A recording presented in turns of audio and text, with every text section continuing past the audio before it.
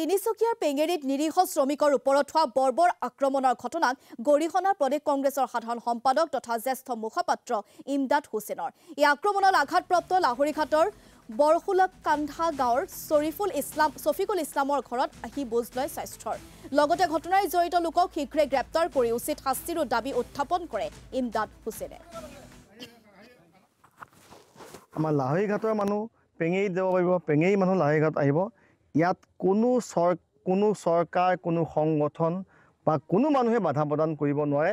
ইয়াত এটা সাংবিধানিক অধিকাৰ। কিন্তু তাৰপিছতো লাহৰীঘাট সমষ্টিৰ পৰা যোৱা আমাৰ ছফিকুল ইছলাম আৰু বহুকেইগৰাকী শ্ৰমিকক যোৱা 4 তাৰিখে পেঙেৰি থানাৰ পৰা 2 কিলোমিটাৰ ওচৰত যি ধৰণে বাংলাদেশী বুলি কৈ বিদেশী বুলি কৈ গাড়ীৰ পৰা নমাই নিৰ্মমভাৱে অত্যাচাৰ কৰিলে, ইমান বেয়াকৈ মাৰপিট কৰিলে, এই কাৰ্যক আমি তীব্ৰ ভাষাৰে গৰিহণা দিছোঁ।